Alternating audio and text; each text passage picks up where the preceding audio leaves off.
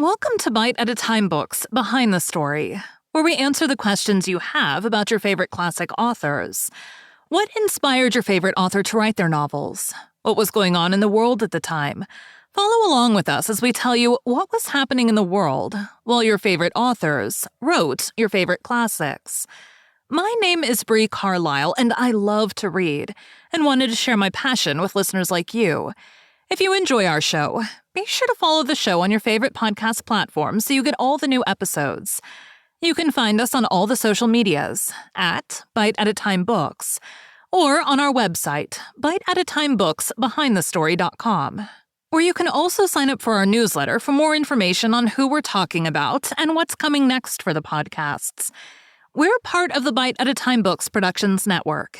If you'd also like to hear a book by the author we are currently featuring, check out the Bite at a Time Books podcast wherever you listen to podcasts. Today we'll be talking about Oscar Wilde's trials. Wilde versus Queensberry. On 18 February 1895, the Marquess of Queensberry left his calling card at Wilde's club, the Albemarle, inscribed, "For Oscar Wilde, posing Sodomite." Wilde, encouraged by Douglas and against the advice of his friends, initiated a private prosecution against Queensberry for defamatory libel, since the note amounted to a public accusation that Wilde had committed the crime of sodomy. Queensberry was arrested for criminal libel, a charge carrying a possible sentence of up to 2 years in prison. Under the Libel Act 1843, Queensberry could avoid conviction for libel only by demonstrating that his accusation was in fact true, and furthermore that there was some public benefit to having made the accusation openly. Queensberry's lawyers thus hired private detectives to find evidence of Wilde's homosexual liaisons. Wilde's friends had advised him against the prosecution at a Saturday Review meeting at the Café Royal on 24 March 1895. Frank Harris warned him that they're going to prove sodomy against you and advised him to flee to France. Wilde and Douglas walked out in a huff. Wilde saying, "It is at such moments as these that one sees who are one's true friends." The scene was witnessed by George Bernard Shaw, who recalled it to Arthur Ransome a day or so before Ransome's trial for libeling Douglas in 1913. To Ransome, it confirmed what he had said in his 1912 book on Wilde, that Douglas's rivalry for Wilde with Robbie Ross and his arguments with his father had resulted in Wilde's public disaster. As Wilde wrote in De Profundis, Douglas lost his case. Shaw included an account of the argument between Harris, Douglas, and Wilde in the preface to his play The Dark Lady of the Sonnets. The libel trial became a cause célèbre, as salacious details of Wilde's private life with Taylor and Douglas began to appear in the press. A team of private detectives had directed Queensberry's lawyers, led by Edward Carson, QC, to the world of the Victorian underground. Wilde's association with blackmailers and male prostitutes, cross-dressers, and homosexual brothels was recorded, and various persons involved were interviewed, some being coerced to appear as witnesses, since they were two accomplices to the crimes of which Wilde was accused.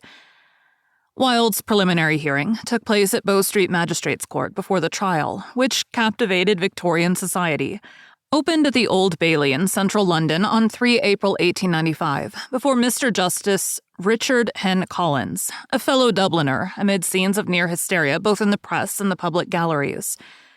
The extent of the evidence massed against Wilde forced him to declare meekly, "I am the prosecutor in this case." Wilde's barrister, Sir Edward Clarke, opened the case by preemptively asking Wilde about 2 suggestive letters Wilde had written to Douglas, which the defense had in its possession. He characterized the first as a prose sonnet, and admitted that the poetical language might seem strange to the court, but claimed its intent was innocent. Wilde stated that the letters had been obtained by blackmailers who had attempted to extort money from him, but he had refused, suggesting they should take the £60, equivalent to £8,800 in 2023, offered, unusual for a prose piece of that length.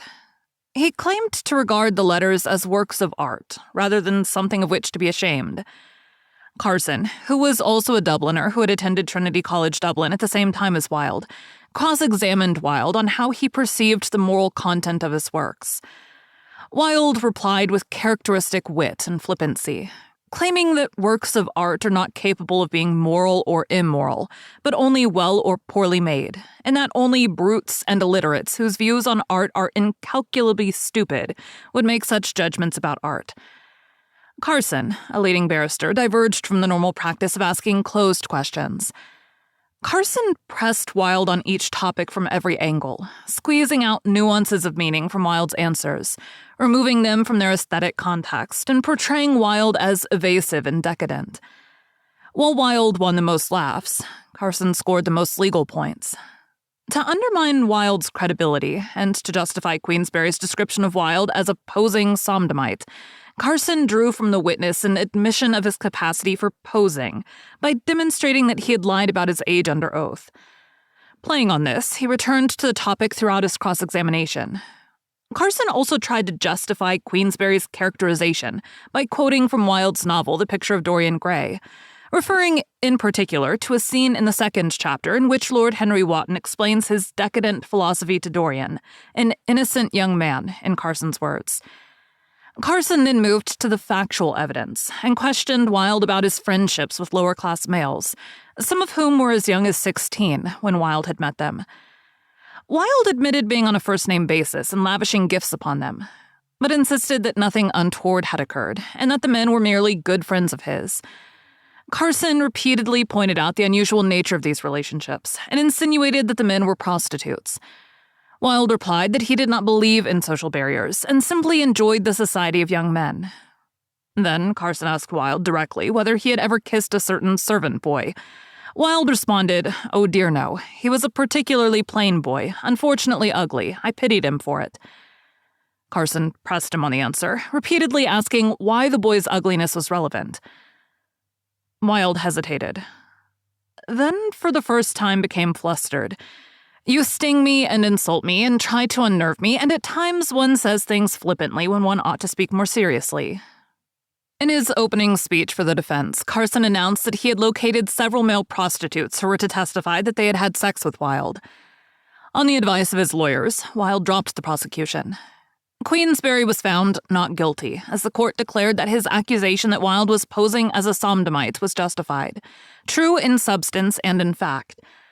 Under the Libel Act 1843, Queensberry's acquittal rendered Wilde legally liable for the considerable expenses Queensberry had incurred in his defense, which left Wilde bankrupt. Regina v. Wilde. After Wilde left the court, a warrant for his arrest was applied for on charges of sodomy and gross indecency. Robbie Ross found Wilde at the Cadogan Hotel, Pont Street, Knightsbridge, with Reginald Turner.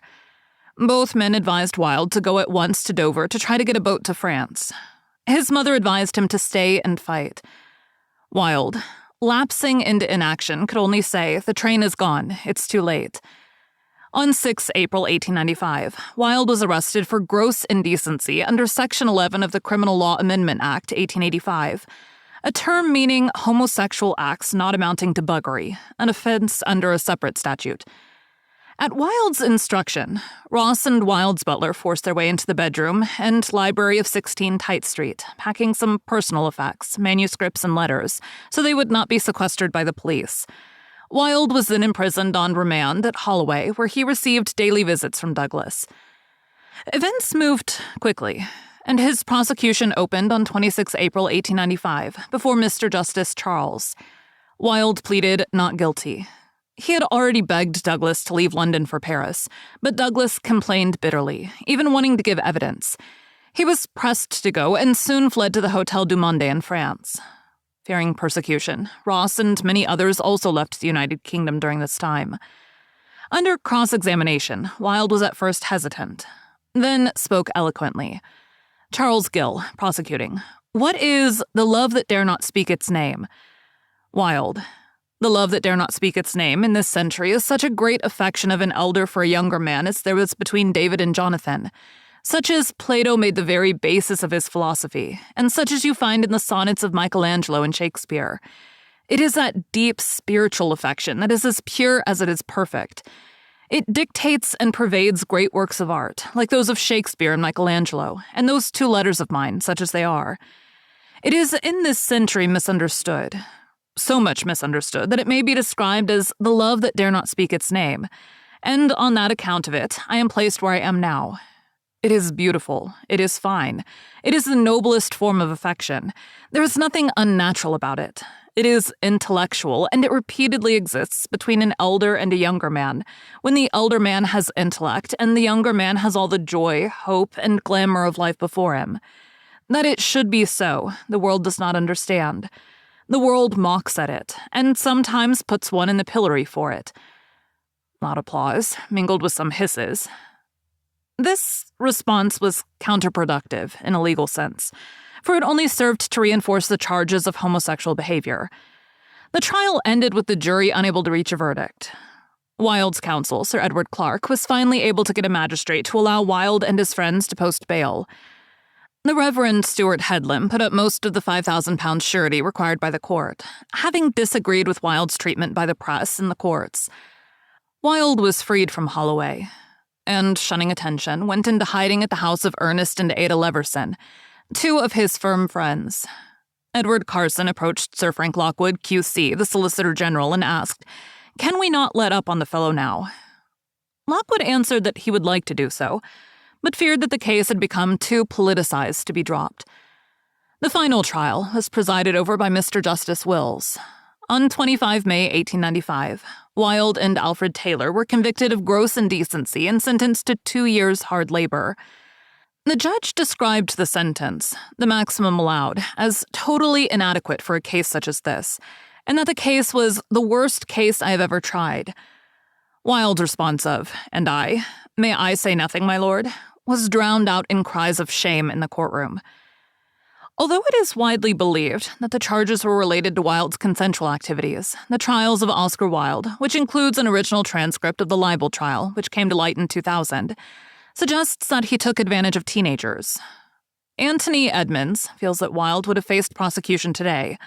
For example, he certainly paid for sex with youths under the age of 18, which is a criminal offense.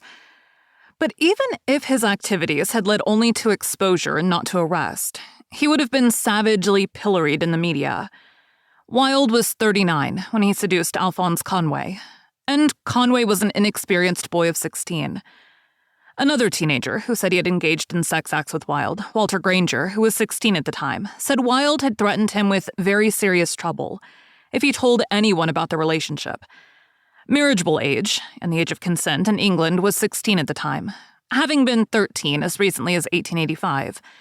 The Offences Against the Person Act 1875 raised the age of consent to 13 years old, and a decade later, the Criminal Law Amendment Act 1885 raised the age of consent to 16 years old, just 10 years before the trial. Thank you for joining Bite at a Time Books Behind the Story today, while we answered some of the questions you have about one of your favorite classic authors. Again, my name is Bree Carlile, and I hope you join us next time when we answer more questions about one of your favorite classic authors. If you enjoyed our show, be sure to follow us so you get all the new episodes. We would also love for you to drop us a rating on your favorite podcast platform. You can catch us on all the social medias at Bite at a Time Books, or check out our website, biteatatimebooksbehindthestory.com, where you can sign up for our newsletter. Our show is part of the Bite at a Time Books Productions Network. If you would also like to hear a story by the author we are currently featuring, check out the Bite at a Time Books podcast wherever you listen to podcasts, or on biteatatimebooks.com.